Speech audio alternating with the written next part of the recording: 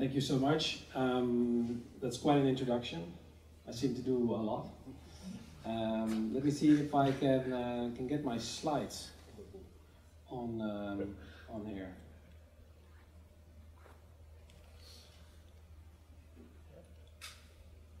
I'm not the Apple guy, so I have to see how this works. You need some technology support of the technology team. Here. It's not me, by the way. So as a lawyer, I don't have the capabilities to make these extremely fancy slide decks. Plus, I always have the risk of giving the most boring presentation. So I guess that's the reason why they only gave me 15 minutes. So I'll stick to that 15 minutes. But actually, it's quite difficult in 15 minutes to navigate the regulatory complexities in embedded finance. So let's be realistic, it's just not possible. So what I've done is I decided to go with 15 lessons learned in 15 minutes. But I felt like I need to introduce it a little bit. So I came up with a case study around a law firm that embeds banking services. And I'll walk you through it to show you some of the issues that we encounter on a daily basis. But first, and I wasn't aware that everybody was talking about the definition of embedded finance, and I'm not sure if we have a proper one found yet. But we look at it actually very simple. So we differentiate four models. And we look at this from the perspective of the bank, typically. So if you go back to the 70s, the European regulator, they designed banks as being a bank providing relationship banking to its customer. The bank knows the risk of the customer best. It gets the right to create money, provide payment services along the way with some of the rest of the services which are just an annex to the Capital Requirement Directive. And I use this time straight away to give a little bit of a comment on the discussion around the future of a bank. A bank is just a definition in law, and laws can change. So I think regulation typically follows the risk. So if the risk switches to other parties in the chain, what we now call a bank may become someone else. So keep that in mind too. This is obviously just a legal perspective, but it can be an important perspective. Now, following from the relationship banking model was the agency banking model, whereby banks would use their access to schemes and target to and provide that access as an indirect way of settling payments, etc., to other banks, EMIs, PSPs. That's already been discussed, a reasonably straightforward model from the previous century. And then I think embedded banking popped up. For me, that was this century, and it was pretty much the tech that was driving it. The entire banking suite became API and could be implemented with third parties, mainly FinTechs. And in practice, we see that a lot. It could be an EMI, it could be a PSP, it could be a mobile broker, it could be anything really, and the entire banking set can be integrated in that typically app or web environment. But what we see legally is very important distinction from agency banking, and that is that the bank 9 out of 10 times still has a legal relationship with the end customer. And so it's not that the end customer is completely out of sight. And for us, embedded finance is just an evolution of banking as a service. And we see it as a part of a financial service being included in a typically a non-financial partner. And it could sit next to an insurance product or any type of other financial product.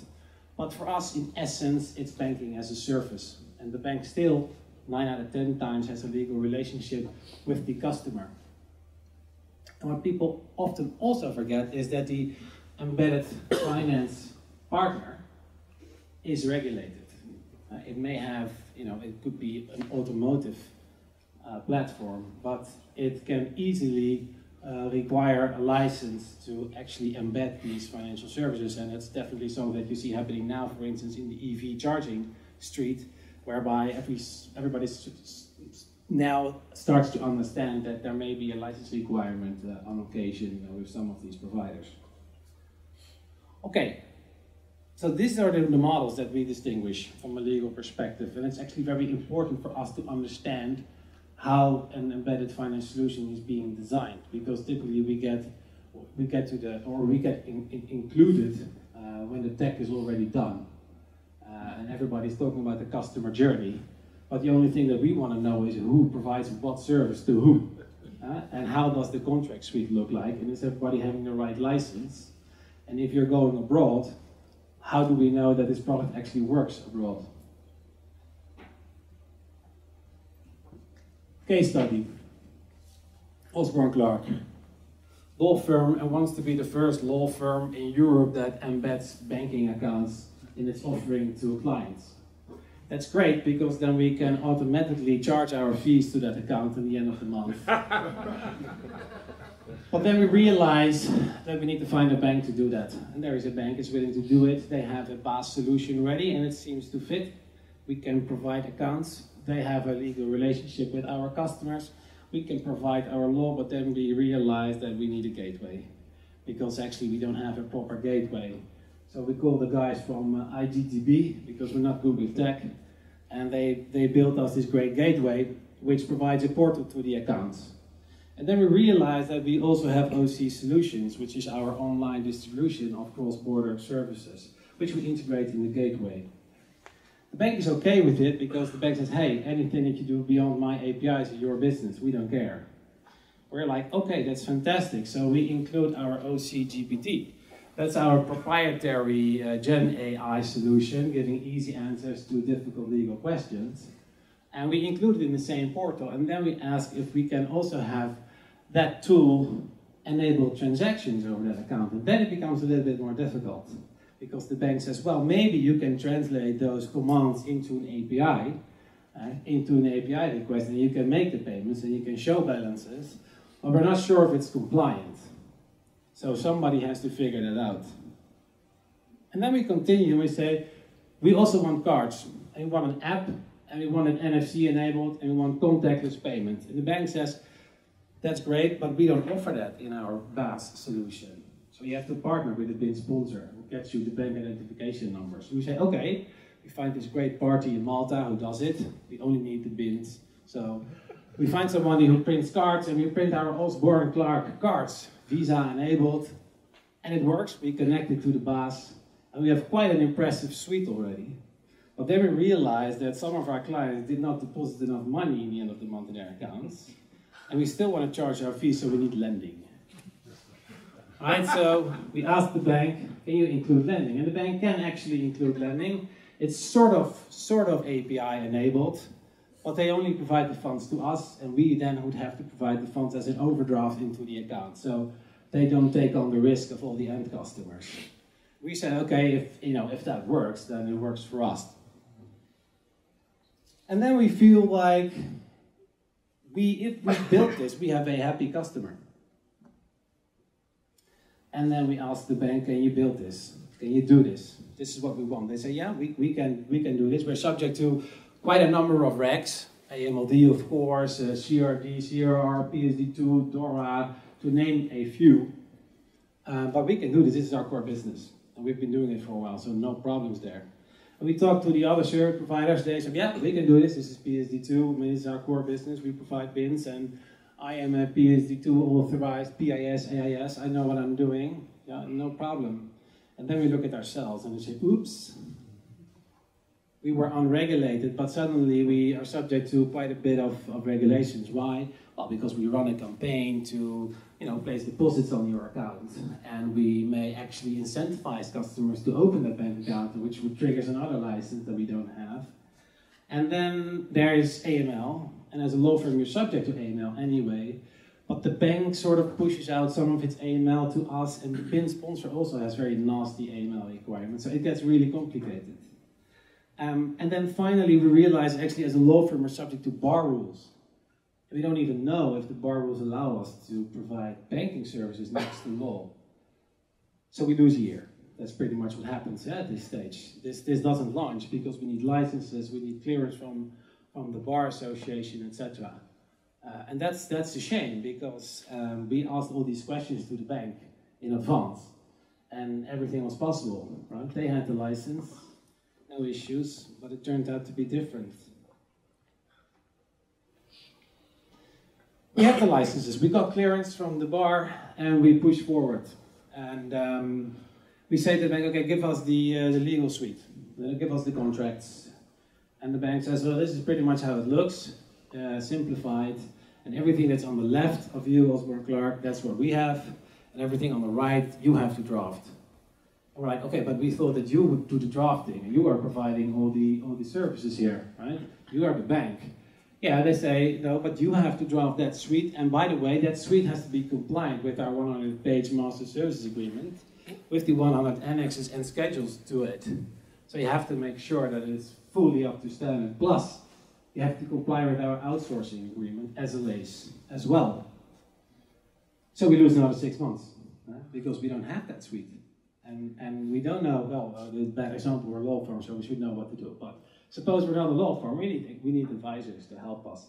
And by that time, there is a Luxembourg law firm who already provides accounts. And that's actually true. So we lost the race. That's just a small case study that shows what can go wrong from a purely legal perspective. And it all boils down to what Martijn ended with, which I was very grateful with, about compliance first. That's the key takeaway here. Include compliance on day one. It's essential for success. And from our perspective, building an embedded solution is a business case. And I think we've learned that today already. I was quite impressed with all the presentations and how everybody was thinking it through very thoroughly, because we only see a small part of it as a lawyer. But it truly is a business case, and it's not something that you do just because you have proven tech. We get that quite a bit. We have proven tech. It works. It works in Ireland, or it works in America, so it should work in Europe. But that's not the case. Not automatically. Another one is create multidisciplinary teams. If you design an embedded solution, include compliance, include legal, include your external advisors, preferably on day one, to make a solution that actually works from all angles and get all the creative people in the room. A budget has never been blown because people sat in a room together. A budget is blown because people make mistakes and they overlook things. So that's a very important takeaway. Another one that I want to stress here is be prepared for the questions that your embedded finance partner has, because you need to help them. They will look at you as a bank in the beginning on how to start. And it depends. If it's a single client, high volume solution, it may be different. But if it's a multi-client, low volume solution, they will all look at you. And they will, in the first 6 months, be completely dependent on the bank who provides this suite. And banks have the tendency to say, no, these are my APIs and this is where it stops. I don't want your risk. But if you can make one step further as a bank and include those preliminary questions, you will help your sales channel quite a bit in selling it. And you can target your potential fintechs much better, is our experience. And then never underestimate the outsourcing. As an outsourcing process is often forgotten, but it's essential and it takes a lot of time. So onboarding a big single client can mean months of negotiating outsourcing agreements. You will see that with outsourcing agreements, there's a lot of politics involved, because there is liability and there's tax reasons, and it can get really complicated. So that's something that you have to cater for in the beginning. And then I think finally is the regulator. That's also with what Martijn ended with. Oftentimes outsourcing is subject to prior approval anyway. But by the time you go for your approval, you are light years ahead of the regulator in understanding that proposition. And you feel that the regulator might not, might ask stupid questions, or, but it's essential to educate them and to bring them along in the journey and not wait too long. I'm not saying day one, but consider it. When do we involve the regulator and how? Because that's very essential for success. And ultimately you will have a sooner go live. Given that I only had 15 minutes and I already breached 2, I'll leave it at this. And I'm happy to take any questions if there are questions.